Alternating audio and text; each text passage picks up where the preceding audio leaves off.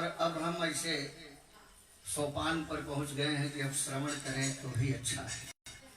कह लिया, बहुत कह लिया, लेकिन आज कहने का सुअवसर अगर आज मैं मानूं तो मैं जिस यजमान की भूमिका में परम आदरणीय परम श्रेष्ठ आदरणीय राहुल जी महाराज, परम श्रेष्ठ आदरणीय श्री राजीव जी, आदरणीय रोहित जी, आदरणीय सोहित जी, इनको मैं वही सम्मान प्रेषित करता हूँ कि जब मैं इनके पिताजी को मैं बाबूजी कहकर के संबोधन करता हूँ।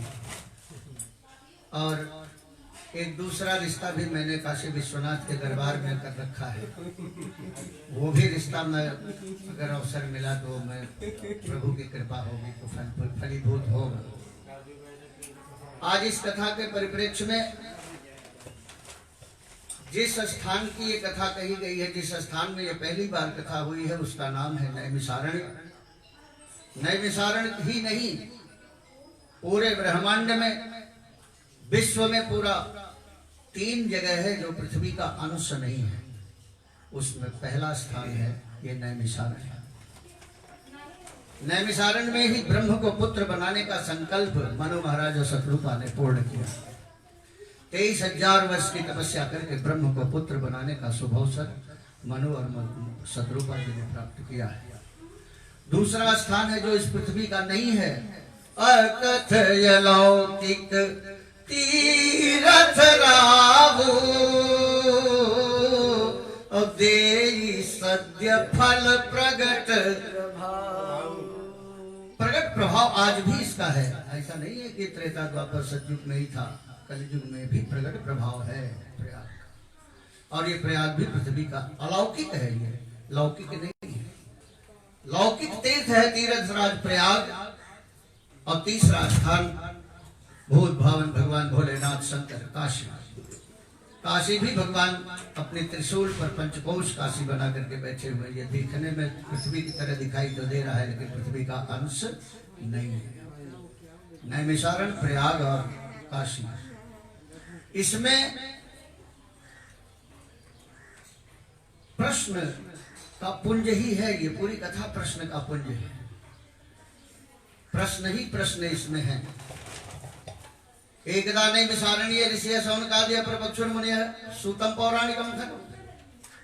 पूछ लिया, व्रतेन तपसा किम वा प्राप्यते वांछितम फलम तत्सर्वं श्रोतुमिच्छामि कथयस्व। व्रत और तपस्या करने से क्या फल होता है ये मुझे बताइए। अच्छा, बड़े मजे की बात यह है, अध्याय 5 है लेकिन फल पहले ही अध्याय में दिया है। 5 साल नहीं लगने दिया। ये नारद जी महाराज की कृपा है। ऐसा सदगुरु, ऐसा संत जीवन में अगर मिल जाए तो फल बहुत जल्दी दे देता है।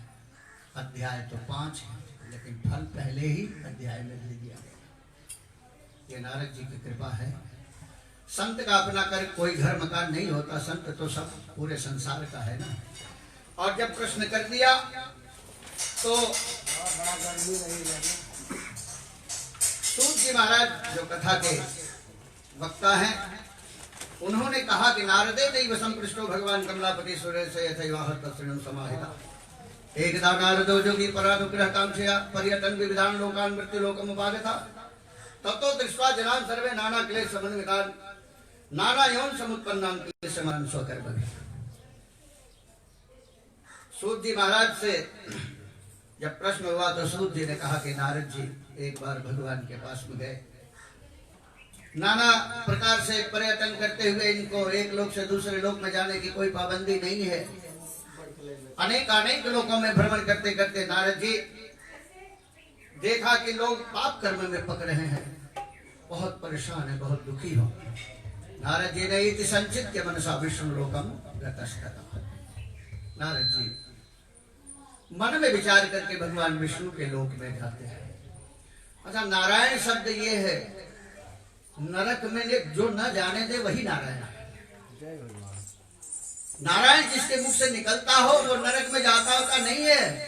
इसलिए 2 बार तो बोलना पड़ेगा, श्रीमन नारायण नारायण नारायण श्रीमन नारायण नारायण नारायण श्रीमन्नारायण नारायण नारायण श्रीमन्नारायण नारायण नारायण भगवान नारायण नारायण नारायण भगवान नारायण नारायण नारायण लक्ष्मी नारायण नारायण नारायण लक्ष्मी नारायण नारायण नारायण भद्री नारायण नारायण नारायण भद्री नारायण नारायण नारायण भगवान नारायण नारायण नारायण भगवान नारायण नारायण नारायण करते हुए जब नारद जी भगवान विष्णु के पास में पहुंचते हैं तो देखा क्या उन्होंने, शुक्ल वर्ण चतुर्भुजम। हम कलाकारों की अपनी अभिव्यक्ति होती है, कलाकारों ने जो मूर्ति बनाई है, जो हम जिस मूर्ति को देखते हैं श्याम वर्ण की दिखाई देती है, लेकिन वास्तविक स्वरूप भगवान का शुक्ल वर्ण है। गौरांग है, भगवान शिव भी है और भगवान नारायण भी गौरांग है। शुक्ल वर्ण चतुर्भुजम, चार भुजा वाले विष्णु भगवान को देख करके नारद जी ने इन चारों भुजाओं में आयुध से सुसंपन्न शंख चक्र गदा पद्म लिए हुए और ऐसा देख करके नारद जी कहते हैं नमो वांग मनोसाति रूपाय अनंत शक्ति। हे अनंत शक्तिधारी प्रभु, मैं आपको प्रणाम करता हूं। आदि मध्यांतहीनाय निर्गुणाय गुणात्मने, जिस परमात्मा को यहाँ कहा गया नारद जी के द्वारा कि आपका आदि नहीं, अंत नहीं, मध्य नहीं, उसी परमात्मा के वर्णन में जो अधिष्ठात्री शक्ति, मातृशक्ति मेरी जगत जननी जगदम्बा, जगत जननी जगदम्बा के बारे में भी रामचरितमानस में उद्धृत कर दिया गया कि आदि अंत मध्य से जो रहित होगा वही नारायण हो सकता है और आदि मध्य अंत से रहित जो होगी वही नारायणी भी हो सकती है। जय जय गिरिवर राज किशोरी,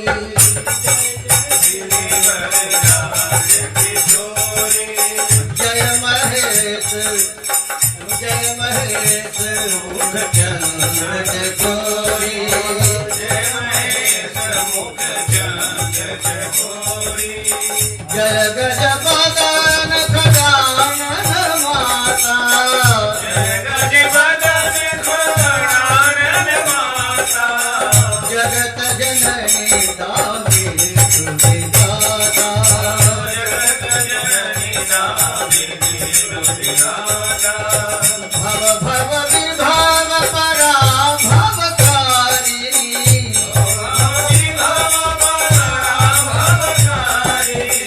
विश्व विमोहनि सबस विहारिणी,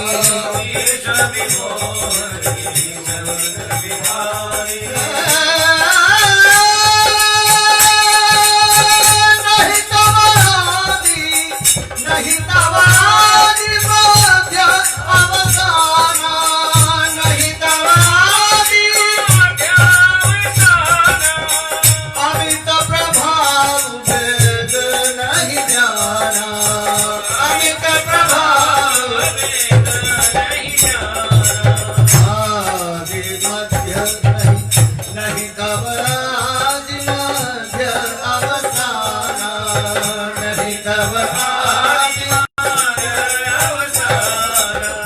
अमित प्रभाव वेद नहीं जाना, अमित प्रभाव वेद नहीं जाना, और मनोरथ जान उन्हीं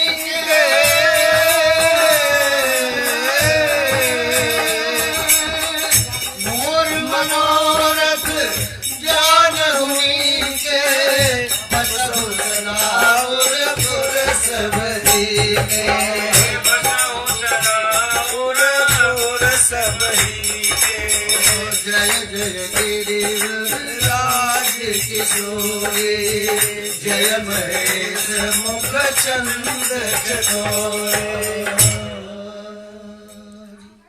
ऐसी नारायण के अगर ये लिख दिया गया कि आदि मध्य अंत से रहित है तो मेरी नारायणी भी आदि मध्य अंत से रहित है। तभी तो जोड़ा बनी भैया।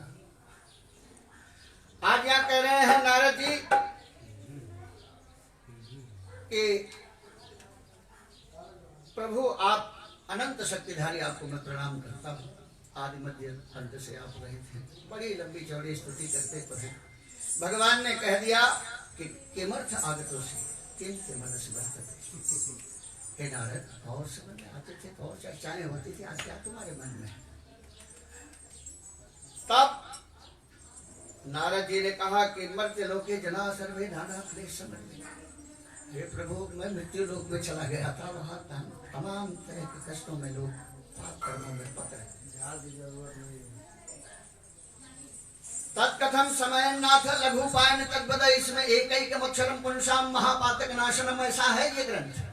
ये 15 मिनट में भी कही जा सकती है, 15 घंटे में भी कही जा सकती है, 15 दिन में भी कहा जा सकता है, 15 महीने में भी कहा जा सकता है, जीवन भर कहते रहिए, कम क्यों कि हरि अनंत हरि कथा अनंता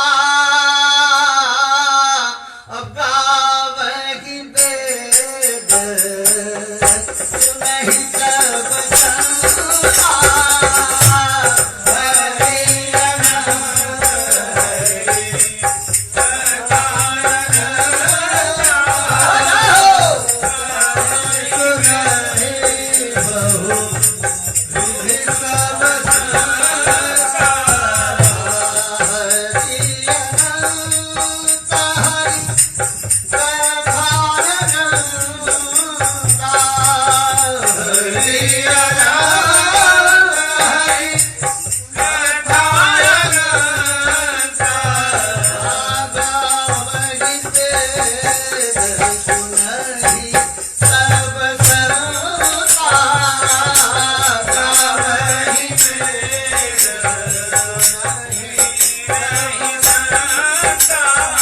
हरि अनंत हरि कथा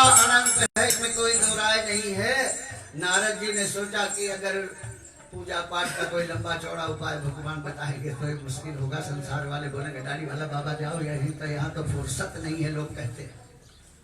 आम आदमी से बात करिए, कहीं की सत्संग में चलना है, वहाँ कथा हो रही है राहुल महाराज की, चलो सुन के आते हैं। बोले फुर्सत नहीं है भाई। अब फुर्सत में शब्द 4 है, दोनों को अलग अलग कर दीजिए तो 2-2 शब्द बनेंगे।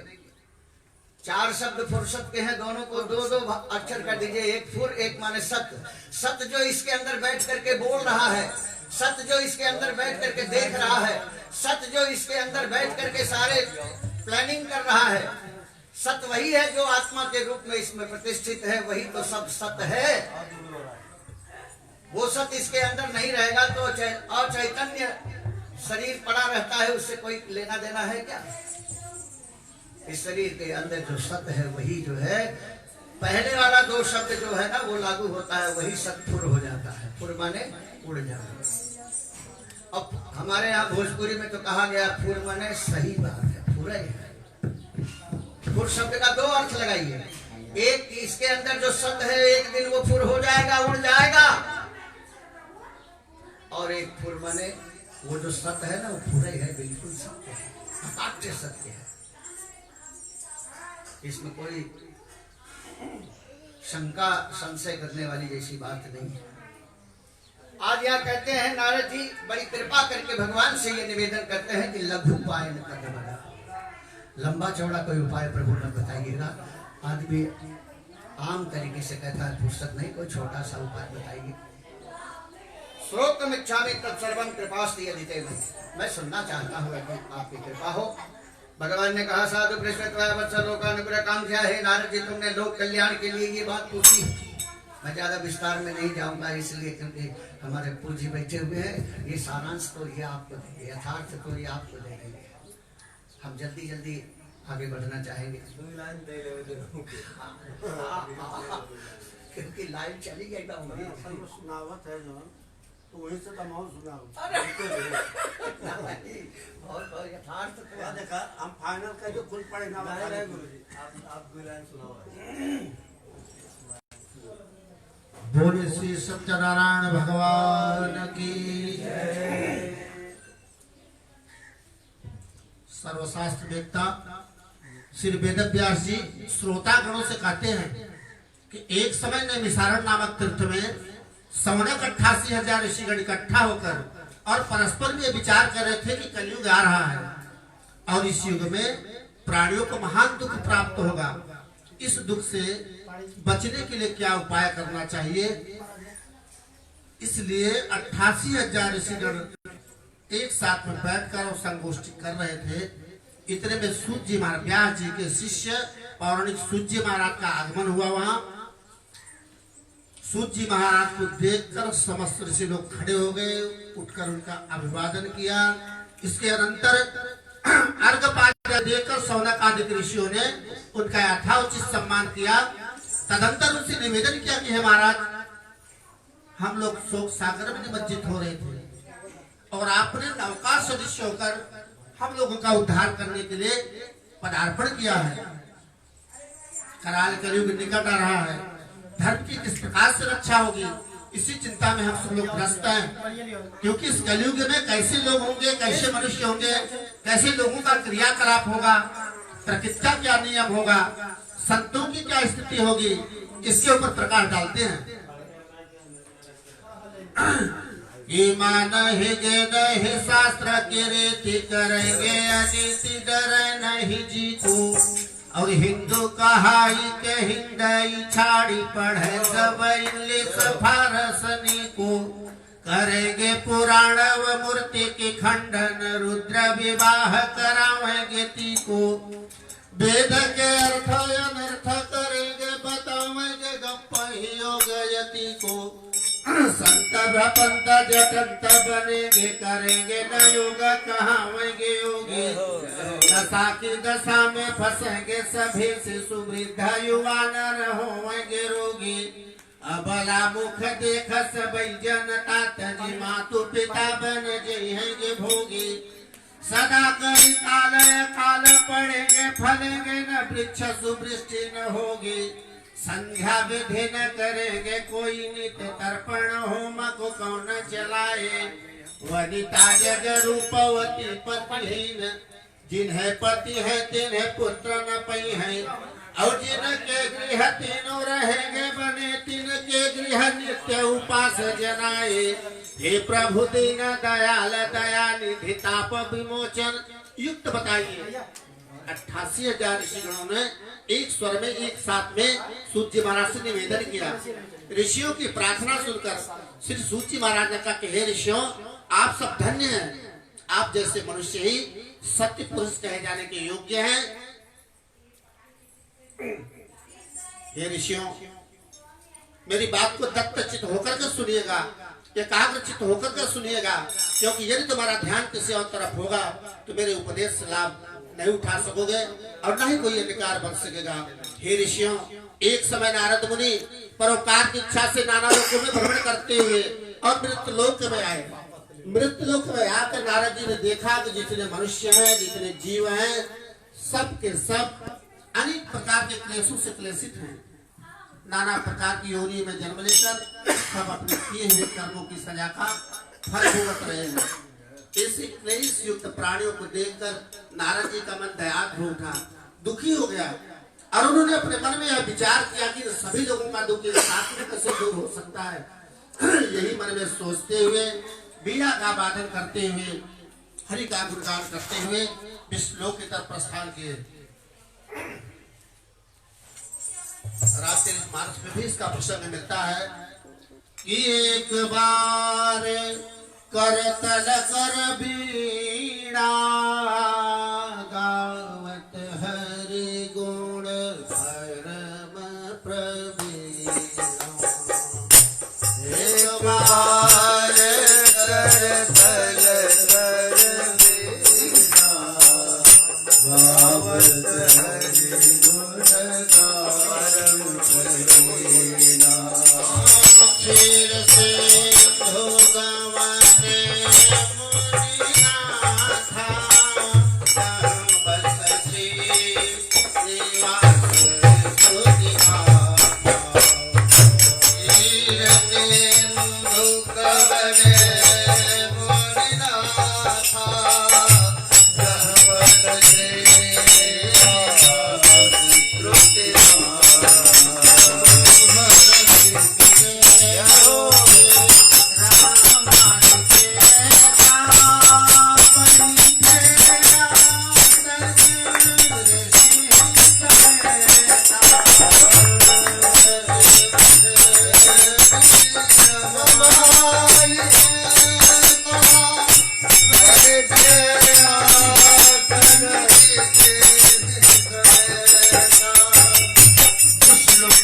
कर नारद मुनि ने देखा कि शुक्ल बड़ाधारी भगवान विष्णु चार भुजाओं से युक्त है और चारों भुजाओं में क्रम से शंख चक्र गदा पद्म धारण किए हैं। उनकी ग्रीवा में वरमाला सुशोभित हो रही है।